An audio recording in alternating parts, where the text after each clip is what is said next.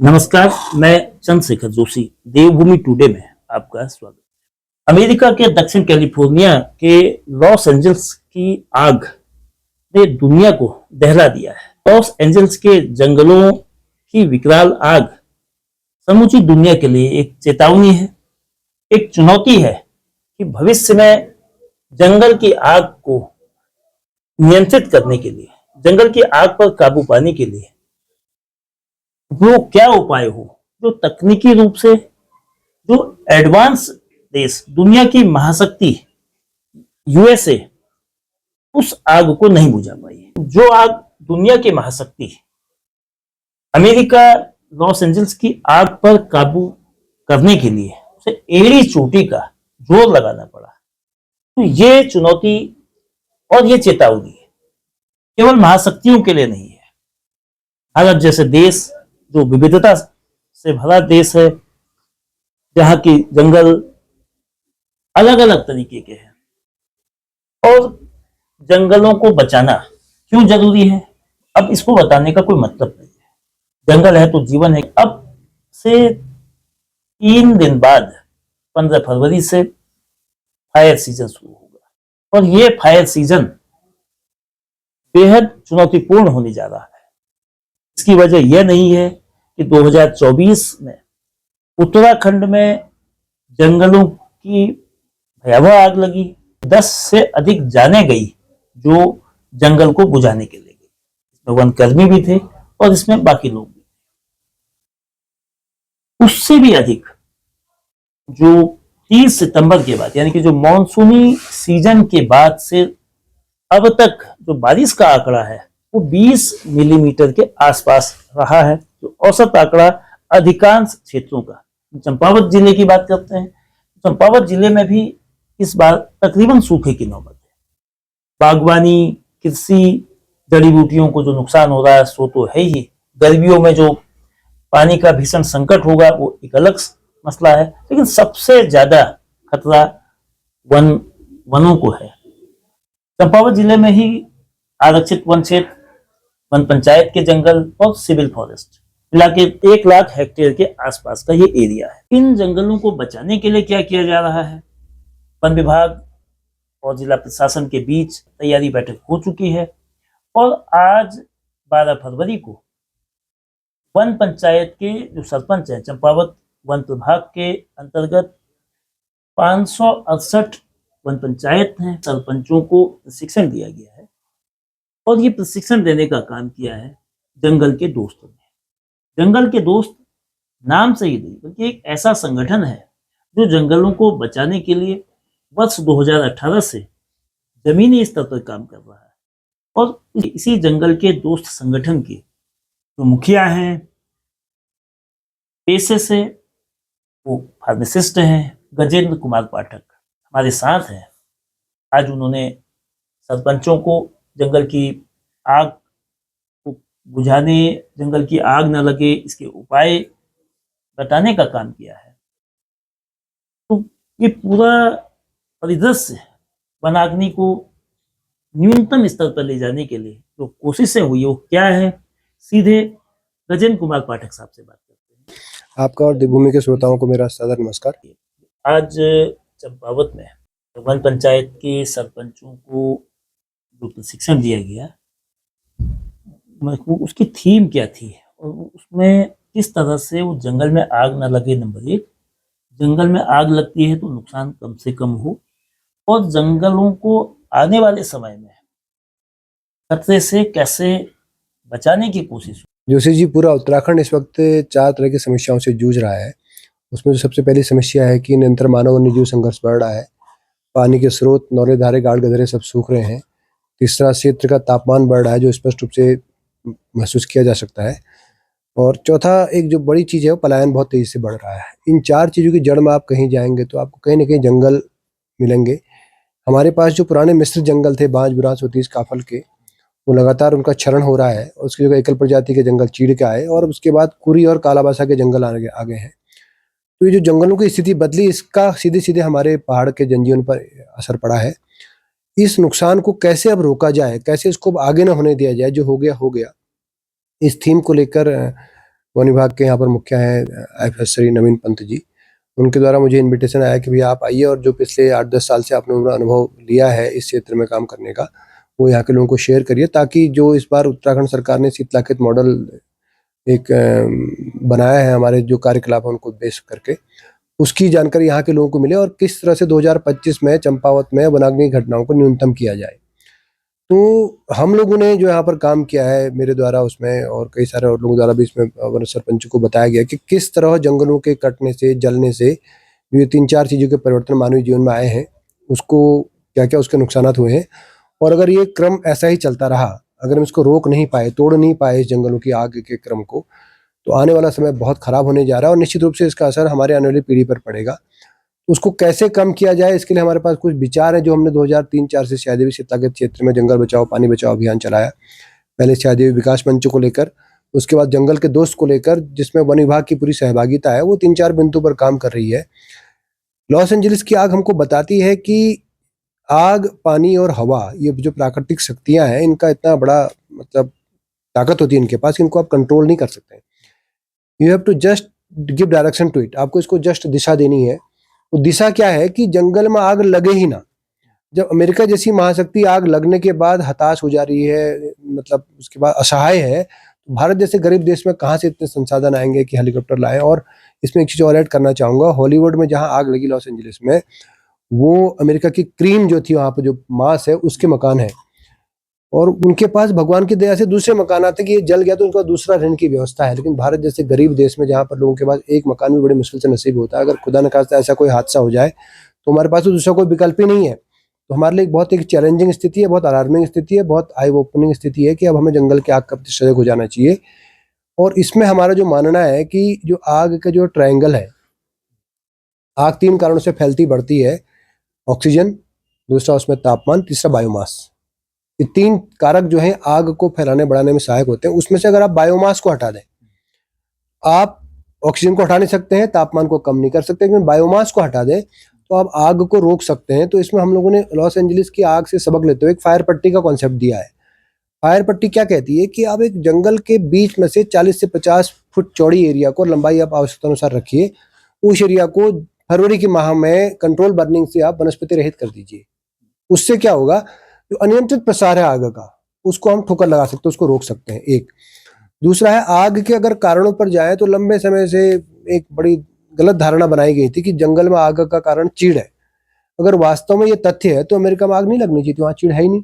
या ये जो आपका हल्द्वानी में सागौन के जंगल जल रहे हैं, वहां भी आग नहीं लगनी चाहिए थी। मुंशियारी के बुग्यालों में भी आग नहीं लगनी चाहिए थी। इसका अर्थ है कि जो धारणा है कि चीड़ के जंगल आग का कारण है, झूठ है।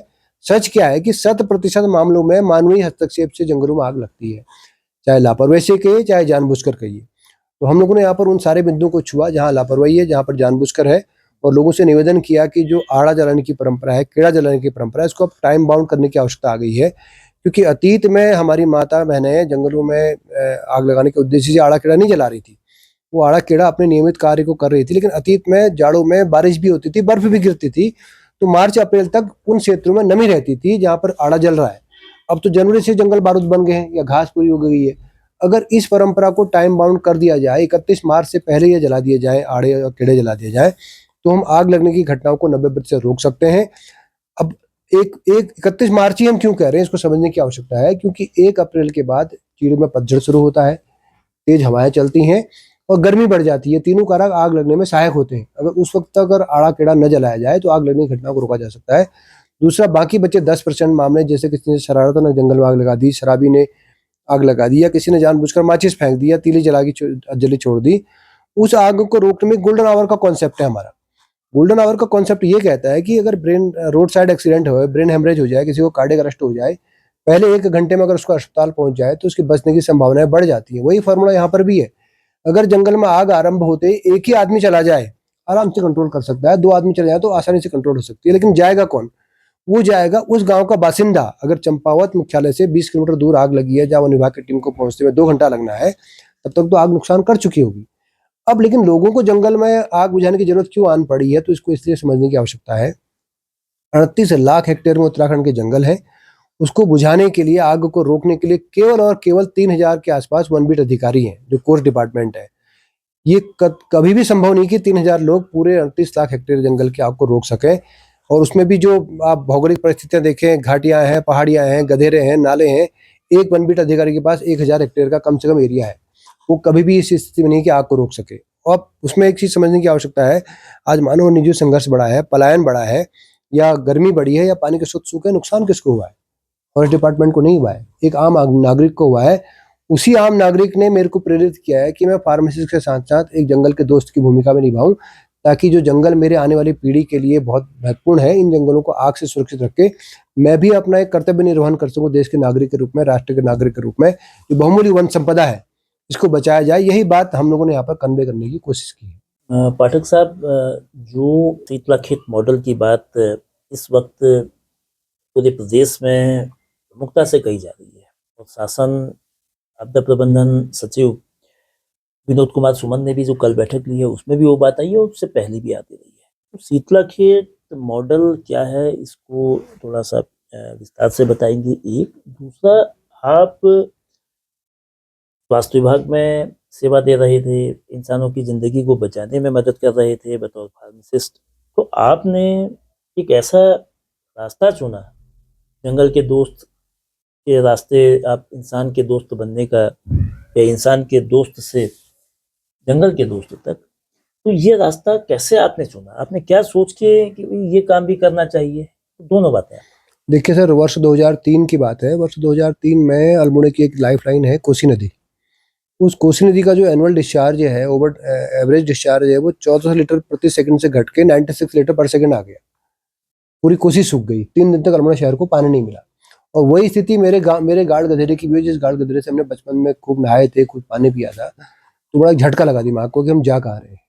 उस वक्त हम लोगों ने अपने क्षेत्र के युवाओं को लेकर शायद भी क्षेत्रीय विकास मंच का गठन किया और जंगल बचाओ जीवन बचाओ अभियान आरंभ किया। 2007 में हमने भी अपने जंगल को मां शेरा देवी को समर्पित किया। और उसके बाद हम लोगों ने विवेकानंद प्रवृत्ति कृषि अनुसंधान संस्थान के सहयोग से लोगों की जंगल पर निर्भरता खत्म करने के उद्देश्य से एक लोहे के हल का विचार दिया, और कालांतर में जिसको VL शाही हल के नाम से विवेकानंद प्रवृत्ति कृषि अनुसंधान संस्थान ने लॉन्च किया। और आपको जानकर खुशी होगी कि उत्तराखंड के लगभग 11 जिलों में हल पहुंचा और 12-13 हजार पेड़ हम हर साल बचा रहे हैं। लेकिन जब लंबे समय के बाद हमने देखा कि जंगल की आग काबू नहीं हो रही है, तो ये सबसे बड़ा खतरा जंगलों के लिए, पानी के स्रोत के लिए बना हुआ है। तो हमने शादी विकास मंच के साथ साथ एक जंगल के दोस्त नामक ग्रुप भी खड़ा किया, जिस जंगल के दोस्त के बैनर तले अभी ये जो जंगल बचाओ जीवन बचाओ अभियान है और जो पूरा शादी शीतलाखेत मॉडल है, ये आगे बढ़ रहा है। तो इस जंगल के दोस्त को हम लोग अब फोकस कर दिया फॉरेस्ट फायर पर। आपने एक पेड़ काटा, मैंने एक पेड़ काटा, भाई साहब ने एक पेड़ काटा, वो नुकसान सहन समझा जा सकता है। लेकिन जंगलों की आग पूरा का पूरा इकोसिस्टम को निगल रही है, नष्ट भी नहीं कर रही, निगल रही है, और उसके बहुत दूरगामी हमको दुष्परिणाम झेलने को मिल रहे हैं। फॉर एग्जाम्पल मैं आपको बताना चाहूंगा कि आज सुअर का हमारे पहाड़ी क्षेत्र में बड़ा आतंक हो गया। मैं आपको 1980 के दशक में ले चलूं तो 1980 के दशक में हमारे घरों में एक पीले रंग का बल्ब हुआ करता था। उस बल्ब के चारों ओर बरसात में कम से कम 500 से 1000 गुबरेले कीड़े मंडराते थे। एक घर में सैकड़ों घर हैं, उनमें आप कल्पना करिए, हजारों लाखों की संख्या में गुबरेले कीड़े आया करते थे। और गुबरेले के लाइफ साइकिल का एक पार्ट है कुरमुला, और कुरमुला जो है वो सुअर का प्रोटीन का एक बड़ा स्रोत है। अब जंगल की आग ने उस गुबरेले को खत्म किया, उस कुरमुले को नष्ट किया, तो सुअर मजबूरन फिर हमारे घरों में घुस के आ रहा है कुरमुला खाने के लिए। एक वानगी है किस तरह से जंगल की आग ने इकोसिस्टम को प्रभावित किया है। बंदर है, सुअर है, तेंदुए हैं, लंगूर, इनकी आबादी दिन प्रतिदिन बढ़ रही है, क्योंकि ये कहीं ना कहीं ये भी खाद्य श्रृंखला टूटने का दुष्परिणाम है। ऐसे में जब मुझे लगा कि भैया आने वाली पीढ़ी के लिए हम 2 पैसा 4 पैसा जोड़ के हल्द्वानी में प्लॉट लेने की सोच रहे हैं, बैंक बैलेंस कर रहे हैं, शेयर मार्केट में इन्वेस्ट कर रहे हैं, या जो भी हमारी क्षमता है उसके हिसाब से बचत कर रहे हैं, लेकिन अगर जंगल ही नहीं रहे, हवा पानी ही नहीं रहा, इकोसिस्टम ही नहीं रहा, तो ये पैसा किस काम आएगा हमारे आने वाली पीढ़ी को। इस बात ने मुझे उद्वेलित किया कि अब इंसानों के साथ साथ थोड़ा सा जंगलों से भी दोस्ती की जाए और जंगलों के प्रति भी अपना काम किया जाए। तो हम लोग इस काम को 2003-4 से पूरे मनोयोग से कर रहे हैं, और हमारे पास कम से कम पूरे 30 गाँव में हमारा नेटवर्क है, जिसमें 850 के आसपास लोग अब जुड़ चुके हैं। तो इस बात को लेकर हमारे लिए बड़ी खुशी का विषय है कि 2022 में माननीय मुख्यमंत्री उत्तराखंड श्री पुष्कर सिंह धामी जी द्वारा इस बात को रिकॉग्नाइज किया गया कि एक संस्था ऐसी है जो वन विभाग के साथ मिलकर काम कर रही है, और जिसको हम जन और तंत्र का मॉडल कहते हैं। देखिए, लोकतंत्र में अगर लोक और तंत्र साथ में आए तो अमेरिका जैसा विकसित देश बनता है, या इंग्लैंड जैसा विकसित देश बनता है, जहाँ पर सरकार के बजाय जनता चिंतित होती है कि किस तरह से आने वाले समय के लिए हम पॉलिसीज बनाए। भारत में कुछ अलग स्थिति है। तो यहाँ पर हमने इस मिथ को तोड़ने की कोशिश की भैया कि जन और तंत्र अलग अलग नहीं, साथ रहकर अगर काम करें तो जो काम शायद भी शीतलागत क्षेत्र में हो सकता है। 2003-4 से हम लोग काम कर रहे हैं। आपको जानकर खुशी होगी कि वीएल शाही हल के बाद, महिलाओं की जन सहभागिता के बाद, हम लोगों ने एक दूसरा भी एक विचार दिया है एएनआर का, असिस्टेड नेचुरल रीजनरेशन। आने वाले समय में क्लाइमेट चेंज से लड़ने के लिए, ग्लोबल वार्मिंग से लड़ने के लिए जंगलों की आवश्यकता होगी। और जिस हिसाब से पौधारोपण हो रहा है, आप सब यकीन मानिए वो पौधारोपण गड्ढे में जा रहा है, उसका कोई रिजल्ट नहीं आ रहा है। ऐसे में हमारे पास एक एएनआर जैसी मेथड है जहां कुदरत खुद ब खुद जंगल विकसित करती है, बशर्ते आप जंगल में आग न लगने दें। तो 2003-4 से शायद भी विकास मंच की शुरुआत करने के बाद वन विभाग के साथ मिलकर जंगल के दोस्तों ने जो काम किया है, आज उत्तराखंड के शीतलागत शायद क्षेत्र में कम से कम 1000 हेक्टेयर का एरिया है जहां पर बांज है, काफल है, बुरांस है, वापस जंगल, मिश्रित जंगल आ गया है। इस बात की सफलता को ध्यान में रखते ही माननीय मुख्यमंत्री जी ने कहा कि भैया इस मॉडल को पूरे प्रदेश में लागू करने की आवश्यकता है कि जो काम 500 हेक्टेयर, 1000 हेक्टेयर में शायद भी शीतलागत जैसे छोटे क्षेत्र में जंगलात विभाग और जनता मिलकर काम कर सकती है। अगर सब लोग जुड़े, हर एक व्यक्ति एक सिपाही के रूप में सोचे, जंगलों के बारे में सोचे, अपनी आने वाली पीढ़ी के बारे में सोचे, तो हम 500 हेक्टेयर को 5000 भी कर सकते हैं, 5 लाख हेक्टेयर भी कर सकते हैं। और निश्चित रूप से जो मैं आपको निवेदन करना चाहूंगा, अतीत में आज से 200-300 साल पहले कोई भी गांव बसा, वहां पर जो भी हमारे पुरखे गए, उन्होंने 2 चीजें पाई, जंगल और पानी। तो जो मिश्रित जंगल मेरे शायद भी शीतलागत क्षेत्र में रहे थे, वही चंपावत के हर गांव में रहे हैं, उत्तराखंड के हर पहाड़ी क्षेत्र में जहां भी है, अतीत में वो जंगल थे। इन्हीं कारणों से वो जंगल कटे हैं, नष्ट हुए हैं, लेकिन उनकी जड़ें अभी भी ऊपर आने का रास्ता तलाश रही हैं। अगर हम आने वाले 5 साल तक उत्तराखंड को वनाग्नि रहित करने का संकल्प दिखाएं और कर सकें, तो मैं दावा कर सकता हूं कि प्रत्येक उत्तराखंड की पहाड़ी को शायद भी शीतलागत की पहाड़ी में कन्वर्ट किया जा सकता है। तो जैसा आपने कहा कि 38 लाख हेक्टेयर जंगल उत्तराखंड में है और उसके सापेक्ष केवल 3000 वनबीट अधिकारी हैं और बमुश्किल 4000 वन कर्मचारी अधिकारी हैं जो फील्ड में ये काम में मदद कर सकते हैं जंगलों, लेकिन ये संख्या नाकाफी है। तो इसके लिए जरूरी हो जाता है कि जन सहभागिता के बगैर इस आग पर काबू पाना लगभग नामुमकिन जी। तो ऐसा क्या किया जाना चाहिए कि जिस तरह से लोग पहले जंगलों को बुझाने में, जंगलों को बचाने में वन पंचायतें बड़ी भूमिका अदा करती थी, गांव में रहने वाला जंगल के करीब का व्यक्ति बहुत मदद करता था, आज वो प्रवृत्ति कम हुई है। तो दोष किसका है? इसको छोड़कर ऐसा क्या होना चाहिए कि लोग आगे आए और जो मदद कर रहा है उनको प्रोत्साहित करने के लिए भी क्या कोई ऐसा सिस्टम डेवलप होना चाहिए ताकि एक को देख के दूसरा उसके पीछे आए। जोशी जी, सबसे पहली चीज जो मूल बात है कि हमें इस भाव को कि जंगल के क्या है उपकार, मिट्टी, पानी और बयार, जो चिपको में 50 साल पहले कहे थे, जंगल के क्या है उपकार, मिट्टी, पानी और बयार, मिट्टी, पानी और बयार जिंदा रहने के आधार। अगर इस पृथ्वी पर मानव सभ्यता को आगे बढ़ना है, हमारी इस पीढ़ी को, इस विकास को आगे बढ़ना है, तो सबसे पहले हमें जंगलों की रक्षा करनी होगी हर हाल में।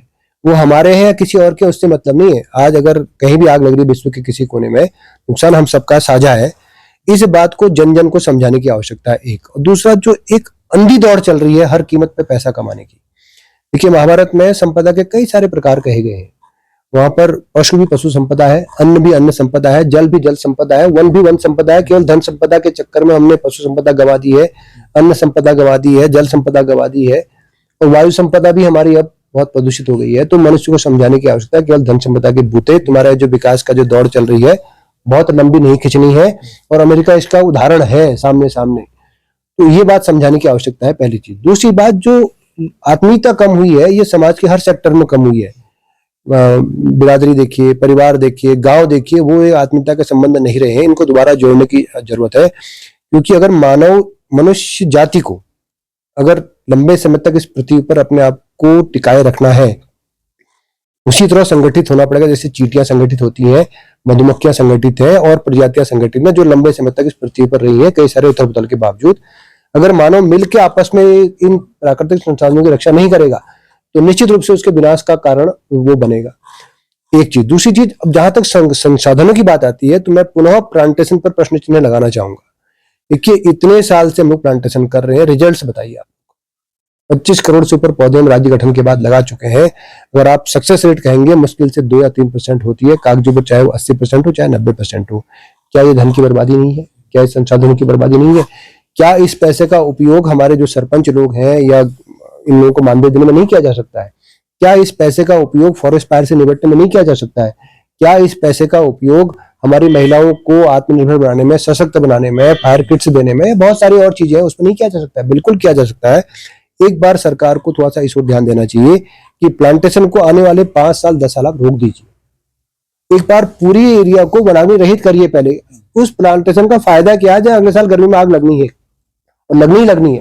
तो ऐसे में उस प्लांटेशन को रोक के जो भी स्टेक होल्डर्स हैं, चाहे सरपंच है, चाहे महिला मंगल दल है, चाहे वन विभाग का सुदृढ़ीकरण है, ये किया जाए तो 100% जो काम शायद भी शीतला के क्षेत्र में हुआ है बगैर किसी औपचारिक तामझाम के, वो हम उत्तराखंड में पूरे सरकारी तामझाम से उसको दोहरा सकते हैं। पाठक साहब, आपने कहा कि जो लॉस एंजल्स की आग का उदाहरण देते हुए कि वहां चीड़ नहीं है, उसके बावजूद भी भयावह आग लगी जिसने पूरी दुनिया को चिंता में डाला। लेकिन अभी भी जब हम अति संवेदनशील जंगलों की बात करते हैं दावाग्नि की दृष्टि से, तो उसमें चीड़ को प्रमुखता दी जाती है और अधिकांश जगह चंपावत में जैसे भिंगराड़ा और देवीधुरा रेंज की बात है तो ये अति संवेदनशील श्रेणी के जंगल में आते हैं। इसी तरह से देश के दूसरे हिस्सों में और देश के अन्य भागों में भी यही बात है। तो चीड़ को लेकर जो भ्रांति है कि जंगल की आग का कारण जो मैन मेड है, इंसान जनित है, मानव जनित है, इस बात को झुटलाने के बजाय हम दोषारोपण एक प्रजाति के पौधे पे कर रहे हैं। इस धारणा को तोड़ने के लिए लोग इस बात को मानने के बजाय अपनी भूमिका अदा करें, वन विभाग, जिला प्रशासन, पुलिस, फायर डिपार्टमेंट वगैरह वगैरह, तो ये भाव कैसे जगाया जा सकता है कि चीड़ से ज्यादा खतरा हमारी खुद की गलतियां है? देखिए, ये सत्य है, तथ्य है कि 100% जो आग है वो मैनमेड है। आग उसके पीछे कारण है। मैं आपको ये कहना चाहूंगा, निवेदन करना चाहूंगा, अगर मैं पिरूल का एक ढेर, बड़ा सा ढेर इस मकान की छत पे रख दूं, 1 साल, 2 साल, 3 साल, 10 साल, 50 साल, कभी भी आग नहीं लगेगी जब तक मैं या आप उसे माचिस की तीली नहीं दिखाएंगे। एक तो लोगों को समझाने की आवश्यकता है। दूसरी चीज, ये एक सहज इंसानी फितरत है कि अपना दोषारोपण दूसरे पे करता है। हम आग के लिए प्रकृति को दोषी ठहरा रहे हैं। चीड़ भी एक प्रकृति का पार्ट है। देखिए, आज लोग बहुत सारी बातें करते हैं कि चीड़ ने पहाड़ को उजाड़ दिया है, चीड़ ने पहाड़ के सारे जल स्रोत सुखा दिए हैं, बहुत सारी बातें करते हैं। मेरा प्रश्न उन लोगों से यह निवेदन है कि ये एक प्राकृतिक चक्र है। दिमाग है या जमीन है, कभी खाली नहीं रहता है। आप अच्छी चीज हटाइए, उससे कम तर चीज वहां पर आएगी। 100 साल, 50 साल पहले हमारे पास बांज, बुरांस, तीस, काफल के ही जंगल थे, ऊंचाई में, स्पेशली पहाड़ियों में, चाहे चंपावत की पहाड़ी हो, चाहे अल्मोड़ी की पहाड़ी हो, चाहे पौड़ी की पहाड़ियां हो, चाहे चमोली की पहाड़ियां हो।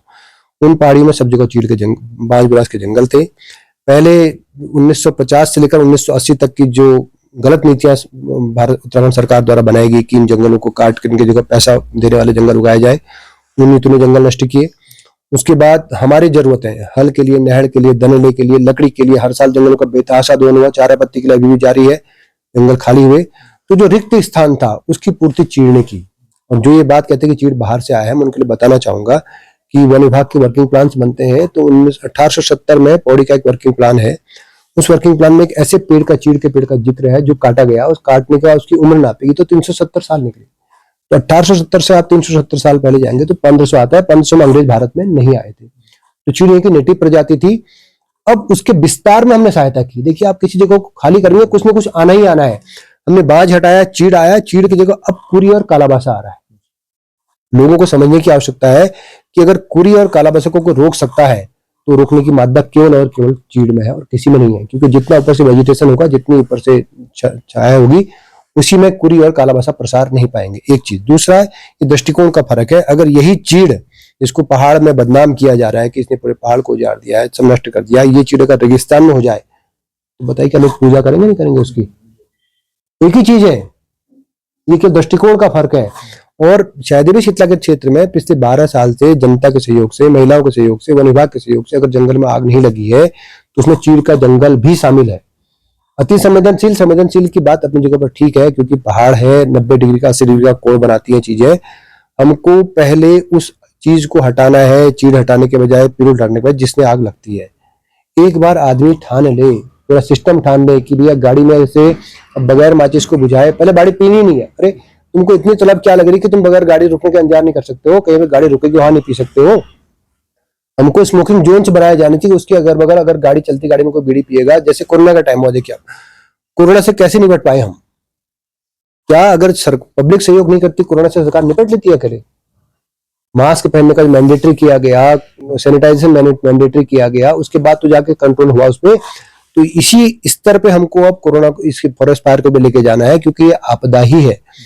अगर हम लोग ये तय कर लें कि भैया चलती गाड़ी में हम बीड़ी नहीं पियेंगे, सिगरेट नहीं पियेंगे, जंगल के बीच रास्तों में माचिस नहीं ले जाएंगे, तो जोशी जी मैं दावे के साथ कहता हूँ हम फॉरेस्ट फायर को रोक सकते हैं।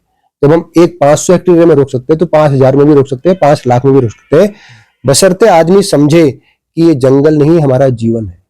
और उसको समझाने के दायित्व तो सरकार के ऊपर जाता है। और सरकार को चाहिए कि जो पैसा दाएं बाएं वेस्ट हो रहा है 10 तरह की चीजों में, उस पैसे को केवल और केवल फॉरेस्ट फायर पे अगर कंट्रोल कर दे, हम न केवल फॉरेस्ट फायर रोक पाएंगे बल्कि जो समस्याएं हो रही है इन समस्याओं को भी रोक पाएंगे। पाठक साहब, आखिरी सवाल, आपने आज चंपावत में वन पंचायतों के सरपंचों को जागरूक किया आग से, आग बुझाने के लिए, आग को कम ना, आग ना लगे उसके लिए, आग बुझाने के लिए, और आग लगती है तो उसको किस तरह से कम नुकसान हो। तो ये जागरूकता अभी उत्तराखंड के कितने और जगह चलेगी और कब तक ये आपका जो अभी अभियान है? देखिए ये एक ऐसा अभियान है जिसमें हर एक व्यक्ति को सिपाही की भूमिका निभानी है। उत्तराखंड के 1 करोड़ 40 लाख लोग हैं, इन सबको एक सिपाही की भूमिका निभानी। मैं भी एक छोटा सा सिपाही हूँ। मेरे लिए सौभाग्य की बात है, गर्व की बात है कि मैं सरकारी नौकर होने के साथ साथ एक पर्यावरण प्रेमी भी हूँ, और मुझे विभाग द्वारा अनुमति दी जा रही कि आप जाइए। पहले मैं इससे पहले बल्दिया खान में गया था, आज मुझे चंपावत डीएफओ साहब नवनीत पंत जी ने बुलाया है, और मैं नवनीत पांडे जी जो जिलाधिकारी रहे हैं यहाँ पर उनका भी धन्यवाद देना चाहूंगा, क्योंकि जो हमारा प्रथम ओण दिवस था उसमें भी नवनीत पांडे जी यहाँ पर उपस्थित थे और हमारा उन्होंने मनोबल बढ़ाया, और 2 बार उन्होंने मुझे कार्यक्रम में बुलाया। तो मेरे लायक जो भी सहयोग होगा, जहां जहां पर लोग चाहेंगे मैं जाऊंगा। बाकी ये बहुत बड़ा प्रश्न है, मेरे स्तर का नहीं है कि मैं इसका उत्तर दे पाऊँ, ये शासन स्तर का उत्तर है कि ये कहाँ चलेगा, क्या चलेगा। लेकिन हमको जो जिम्मेदारी दी थी भैया कि उत्तराखंड से 1250 सरपंच आ रहे हैं, वन विभाग के लोग आ रहे हैं, उनको आप ट्रेनिंग दीजिए शीतला के छाया क्षेत्र में। तो नरेंद्र जी हैं, आरडी जोशी जी हैं, गिरीश शर्मा जी हैं, पूरे जंगल के दोस्त का ग्रुप है वन विभाग के साथ मिलकर, उनके साथ मैंने इस कार्य को निभाया है। और अभी भी मुझे जहां जहां कहा जाएगा, मेरा विभाग मुझे अनुमति देगा, मैं शहर से जाऊंगा, क्योंकि मेरा मानना है कि अगर मेरी आने वाली पीढ़ियों को इस पृथ्वी पर सही ढंग से रहना है तो उसमें जंगल बहुत बड़ी भूमिका निभाएंगे, और उस भूमिका के मद्देनजर मैं अपना फर्ज निर्वहन कर रहा हूँ। एक आखिरी सवाल बल्कि और रह गया, जो जंगल की आग को नियंत्रित करने के लिए ओण दिवस की भूमिका है, ओण दिवस का महत्व है। चूंकि सामान्य लोगों को ओण दिवस क्या है और किस तरह से जंगल को नुकसान से बचाने के लिए जो होमवर्क किया जाता है, थोड़ा उसको बताइए। देखिए, ओण दिवस का कॉन्सेप्ट हमारा ये है कि prevention is better than cure. बीमारी होने से अच्छा है कि बचाव कर लिया जाए। तो उत्तराखंड में जो आग लगने की जो केसेज है, हमारा अपना अध्ययन कहता है कि 90% केसेज में ओण, आड़ा, कीड़ा उत्तरदायी है। और मुझे इस बात को कहते हुए खुशी भी है, गर्व भी है कि अभी शायद शीतला क्षेत्र मॉडल के अध्ययन के लिए शीतला के क्षेत्र में जो भी सरपंच आए, जो भी पूरे गढ़वाल से, कुमाऊं से लोग आए, सब ने माना कि यहाँ आड़ा, ओण, कीड़ा आग लगने का कारण है। हम खाली हवा में बात नहीं कर रहे हैं। तो 2022 में हमने विचार दिया था कि इसको रेगुलराइज करने की आवश्यकता है, टाइम बाउंड करने की आवश्यकता है। क्यों? क्योंकि 1 अप्रैल के बाद पिरूल में पतझड़ होता है, जो बायोमास बढ़ जाता है जंगलों में, टेम्परेचर बढ़ जाता है, तीसरा तेज हवाएं चलती है। तीनों कारक जंगल में आग की गुणों की तीव्रता को, इसकी विभीषिका को बढ़ाने में सहायक होते हैं। अगर हम सब मिलकर ये संकल्प लें कि किसी भी हालत में हमने फरवरी और मार्च के महीने में सुरक्षित ढंग से सुबह 8 बजे से पहले हमने ओण, आड़ा, कीड़ा जलाना है, तो हर एक नागरिक का बड़ा योगदान होगा जंगल की आग रोकने में। सब लोग अगर इसमें मेहनत कर सकें तो जोशी जी 90% फॉरेस्ट फायर के केसेस हम रोक सकते हैं। बाकी बचे 10% को भी हम लोग फिर धीरे धीरे करके कंट्रोल कर सकते हैं। तो मेरा आपके चैनल के माध्यम से उत्तराखंड की सभी संभ्रांत जनता से, स्पेशली चंपावत के सभी नागरिकों से निवेदन है कि अगर हम चाहते हैं कि चंपावत में ये हरियाली बनी रहे, इतने बढ़िया सुंदर जिला हमारा पूरे उत्तराखंड का है, और इसको माननीय मुख्यमंत्री जी आदर्श विधानसभा भी बनाना चाह रहे हैं, लेकिन उस आदर्श विधानसभा को बनाने के लिए जंगलों की हरियाली की जरूरत होगी। एक अगर यहाँ का जो नागरिक है वो योगदान कर सकता है तो वो ऐसे कर सकता है कि अपनी ओर से कोई ऐसा काम न करे जिससे जंगल में आग लगे। चाहे ओण, आड़ा, कीड़ा जाने का टाइम बाउंड करने का स्थिति है, चाहे जलती हुई बीड़ी, माचिस बगैर बुझाए न फेंकने का है, ये हर एक का योगदान होगा, और यही हर एक व्यक्ति की राष्ट्र सेवा भी होगी। बहुत धन्यवाद पाठक जी। उत्तराखंड में चिपको आंदोलन के प्रणेता चंडी प्रसाद भट्ट हो, सुंदरलाल बहुगुणा हो, या वृक्षमित्र दामोदर राठौर, उसी पंक्ति में हमारे बीच गजेंद्र कुमार पाठक साहब भी पर्यावरण को बचाने के लिए और पर्यावरण को बेहतर करने के लिए जंगल को बचाना पहली शर्त है।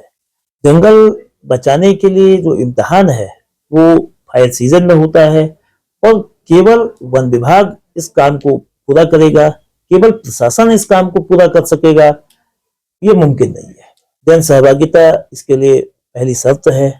जरूर तकनीकी उपयोग, जैसा इस बार शासन की ओर से भी प्रयास किए जा रहे हैं कि तकनीकी सहयोग से भी आग को मिनिमाइज किया जा सके, और जो अन्य उपाय हैं इसमें किसी तरह से रिसोर्सेज की कमी ना हो, ह्यूमन रिसोर्सेज हैं, ह्यूमन रिसोर्सेज विभागीय हो, साथ में नागरिक के रूप में भी हर व्यक्ति की ये भूमिका बन जाती है कि वो अपने आसपास के जंगलों को बचाने के लिए आग लगने पर न केवल खुद प्रयास करे, तत्काल वन विभाग और प्रशासन को भी सूचित करके आग को कम कर सके। जहां तक चंपावत जिले का सवाल है, 2024 में 70 आग की घटनाएं हुई और 73 हेक्टेयर से अधिक जंगल यानी कि वन संपदा प्रभावित हुई है।